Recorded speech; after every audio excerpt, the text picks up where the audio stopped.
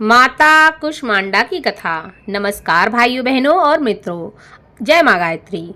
आप सभी का मेरे YouTube चैनल शुभकर माही अष्टू में स्वागत है।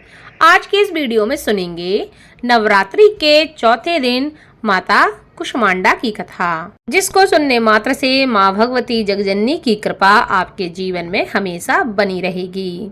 माता की कथा श्रवण करने से माता का आशीर्वाद प्राप्त होता है और जीवन के सभी मनोरथ पूर्ण होते हैं। नवरात्रि में चौथे दिन देवी को कुष्मांडा के रूप में पूजा जाता है।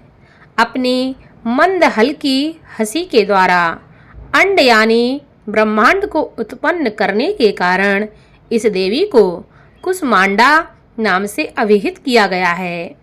जब सृष्टि नहीं थी और चारों तरफ अंधकार ही अंधकार था, तब इसी देवी ने अपने ईशित हास्य से ब्रह्मांड की रचना की थी। इसीलिए इसे सृष्टि की आदि स्वरूपा या आदि शक्ति कहा गया है।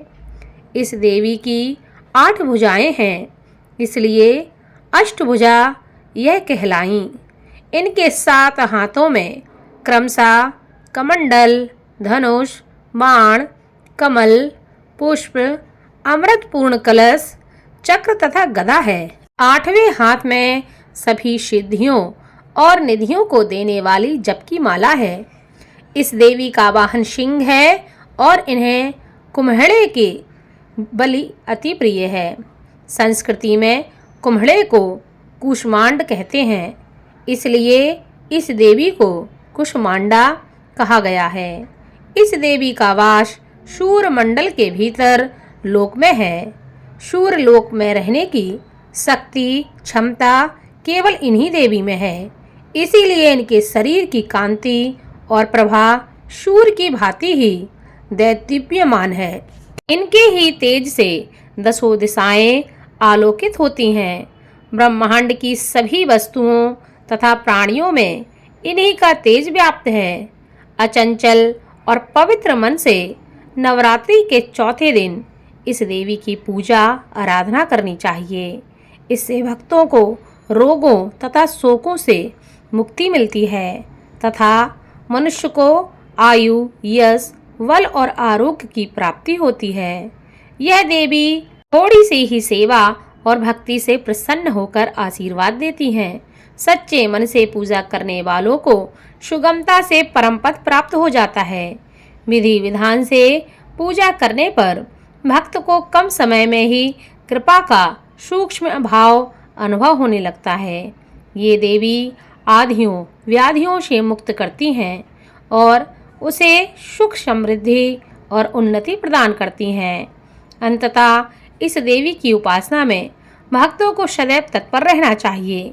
जो भी मनुष्य इनकी सेवा में तत्पर रहते हैं, उनके जीवन के सभी मनोरथ स्वतः ही पूर्ण हो जाते हैं।